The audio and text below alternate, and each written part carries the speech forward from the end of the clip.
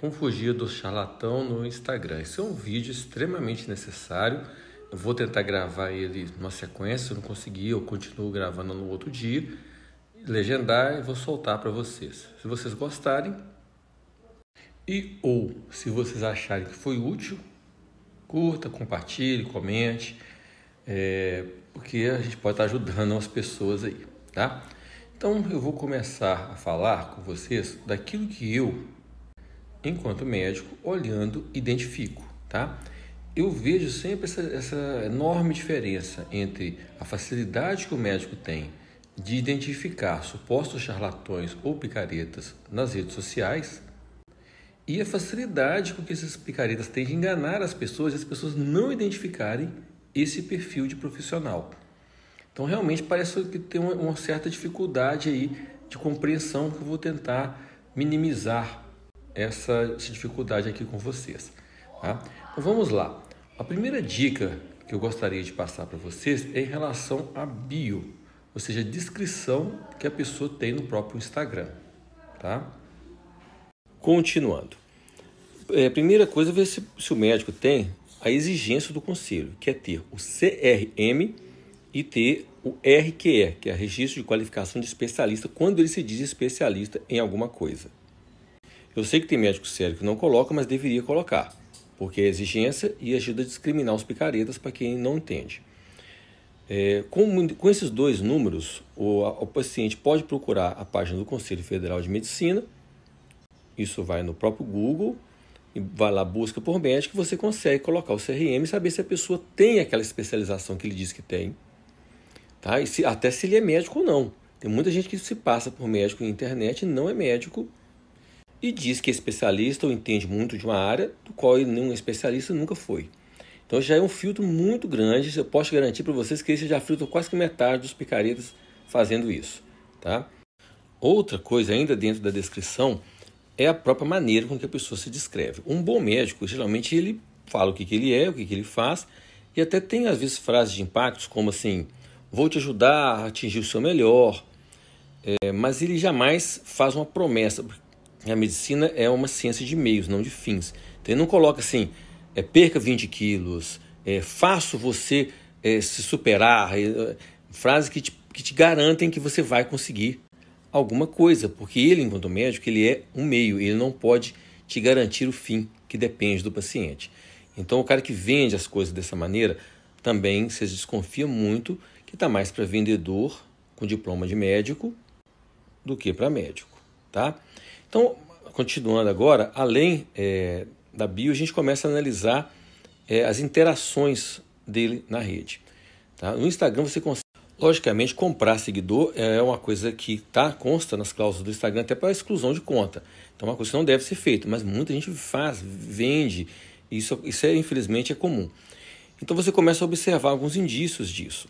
Então, por exemplo, o cara que tem assim 130 postagens e 50 mil seguidores, você pode desconfiar, porque o Instagram é uma ferramenta de interação. Então, se você tem 50 mil pessoas seguindo você, a tendência é que você interaja mais com aquelas pessoas.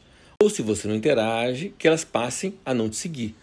Então, quando a proporção entre publicação e seguidor é muito grande, você pode desconfiar que talvez tenha seguidores comprados. Outra coisa é o número de curtidas. Às vezes o cara faz uma publicação, faz um story, e você vê a interação é muito baixa. Então o cara está lá que tem 100 mil seguidores, faz uma publicação lá e tem 30 views, 30 curtidas. E essa compra de seguidor é para transmitir para vocês uma falsa noção de respeitabilidade, de credibilidade, tá?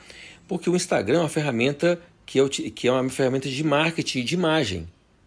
Então, ela quer transmitir muita coisa relacionada à imagem. Então isso tem até a ver também com o próximo tópico, que é excessivo uso da imagem pessoal. Então, se por exemplo, tem uma página do nutricionista picareta aí, que é nutricionista, tá? Estou falando de médicos, mas também vale para outros profissionais também. Ela tem algumas dicas de nutrição, mas 95% do Instagram dela é foto dela de biquíni. Então é quase como uma garota de programa se vendendo. Então a pessoa usa excessivamente o corpo para mostrar a imagem que ele quer vender.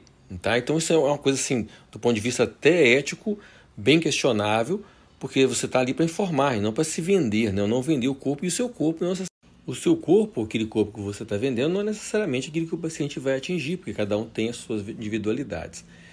Dentro desse mesmo contexto, o tal do antes e o depois. Para médico, isso é proibido, tá? Então, o médico que coloca antes e depois já comete um outro crime ético. E, infelizmente, pessoas que cometem crimes éticos reiteradamente não podem ser bons profissionais, né? Continuando, para a gente falar aqui sobre os picaretas, outra dica que eu posso dar para vocês é observar a criação científica. Então o cara coloca assim: eu sou inventor do protocolo não sei o que, criador do método exclusivo de não sei o que. A ciência, na realidade, não só a medicina, ela necessita de alguns valores, como por exemplo, que um trabalho, que um método que você cria, então tem que ser chancelado por seus pares.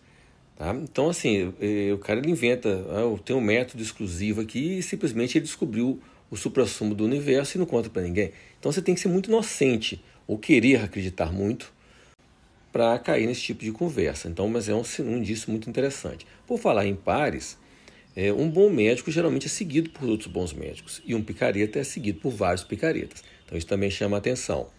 Outra coisa que chama a atenção é a questão do que o cara fala. Então você vai observar que os bons médicos eles reiteram os mesmos tópicos, porque existe consensos, diretrizes que solidificam determinados tópicos.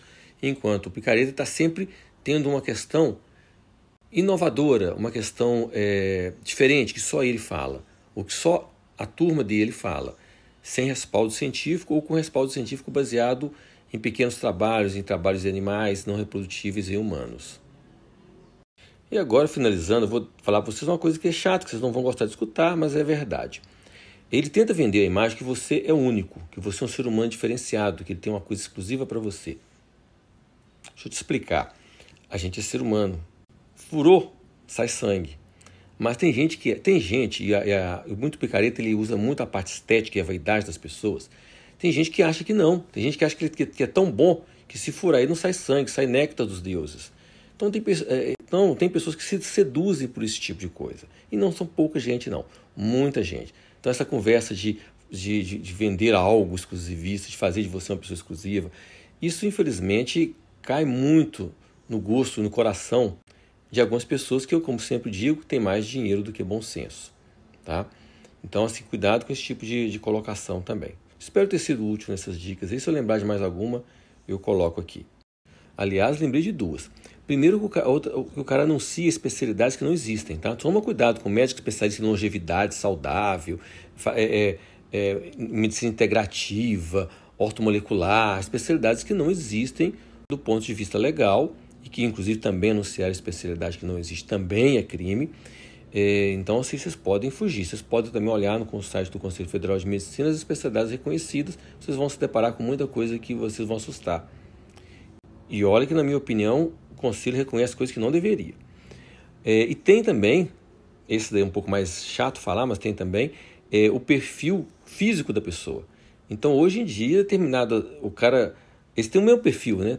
Tanto as mulheres quanto os homens, as mulheres aquele perfil barbizinha, barriga limpada e tal, vendendo muito corpo, e os homens com as barbinhas, calça pega frango, sapato sem meia, aquele perfilzão, aquela camisa coladinha, aquele perfil que você não pode falar, pelo que o cara veste, que ele seja picareta.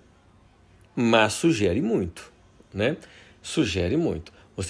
Não dá para você garantir que uma moça num lugar suspeito, e o Instagram é um lugar que tem muito médico picareta, mas uma moça vestida como uma prostituta num local de prostituição, você não pode jurar que ela é prostituta, mas sugere muito. Desculpem a franqueza. Então, encerrando a história de identificar picareta no Instagram, isso é algumas dicas, né, gente? Logicamente, tem gente que é bom, que vai estar incluída em algum outro, às vezes por mau gosto de se vestir, ou por excesso de exibicionismo. Mas quando você junta isso tudo num perfil, eu aconselharia veementemente que vocês fugissem disso igual o diabo foge da cruz. Ou, quem quiser ficar, fique sabendo que está ficando num local, no mínimo, digamos, suspeito, né? Eu sou liberal, por mim até isso tudo liberava mesmo. Eu não gosto da falsidade, das pessoas venderem coisas para enganar os outros e fingirem aquilo que na verdade não são. Então fique atento, cheque o CRM, cheque o RQE, veja as especialidades e atento ao perfilzão. Gostou? Curte e compartilha.